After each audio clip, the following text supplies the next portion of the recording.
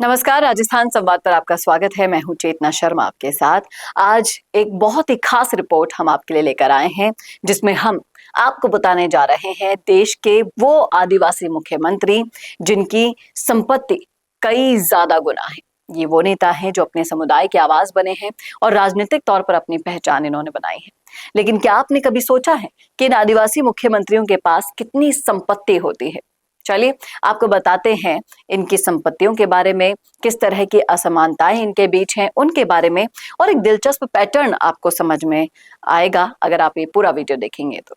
आज हम आपको देश के 7 प्रमुख आदिवासी मुख्यमंत्रियों की संपत्ति के बारे में बताएंगे।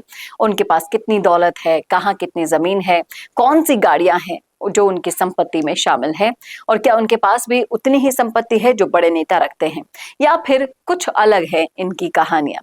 चलिए जानते हैं। तो आधिकारिक तौर पर संपत्ति का आंकड़ा हम सबसे पहले बात करेंगे उड़ीसा के मुख्यमंत्री मोहन चरण मांझी की, जो पहली बार 2024 में मुख्यमंत्री बने, और इनके पास सबसे कम संपत्ति है। इनके पास है कुल संपत्ति 1 करोड़, जिसमें बैंक में जमा है 23 लाख, एफडी है 50 लाख की। उनके पास एक खुद का घर भी है। ये एक दिलचस्प उदाहरण है कि कैसे एक मुख्यमंत्री के पास अपनी जमीन और संपत्ति को संभालने का तरीका अलग हो सकता है। और संपत्ति के मामले में बढ़ते हुए आंकड़े अगर आप देखें तो हम बात करें छत्तीसगढ़ के मुख्यमंत्री विष्णुदेव साय की। विष्णुदेव साय के पास 3.8 करोड़ की संपत्ति है, जिसमें 1.5 करोड़ की भूमि संपत्ति है और 35 लाख से ज्यादा नगद शामिल इसमें है। उनका यह आंकड़ा मोहन चरण मांझी से 2 गुना है। इसी तरह से मिजोरम के मुख्यमंत्री के बारे में बात कर लेते हैं, और जो मेघालय के मुख्यमंत्री हैं कोरार संगमा की संपत्ति, उसमें भी बहुत दिलचस्प बदलाव देखने को मिलता है।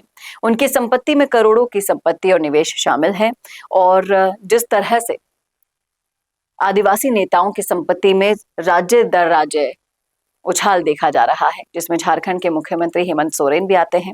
16 करोड़ के आसपास इनकी संपत्ति है। हेमंत सोरेन के पास बड़ी मात्रा में जमीन और कृषि संपत्ति है।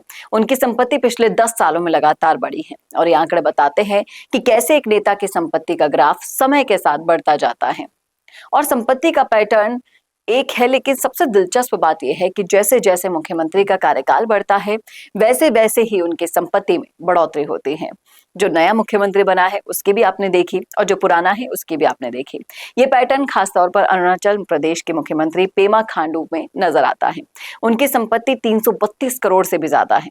उनकी संपत्ति में लग्जरी गाड़ियां हैं, जमीन, कंपनियों में निवेश सब शामिल है। और आखिरी सवाल ये उठता है, क्या इसी पैटर्न पर आदिवासी नेताओं का जीवन भी बदलता है? क्या उनकी संपत्ति में बढ़ोतरी के साथ उनके समुदाय का जीवन स्तर भी सुधर रहा है? ये सवाल अब तक खुला हुआ है, और जिस तरह से इस सीरीज पर हम बात करते रहेंगे तो इस सवाल पर बात हम अगले वीडियो में करेंगे। लेकिन आप बताइए, क्या आपको कोई बदलाव महसूस हुआ है?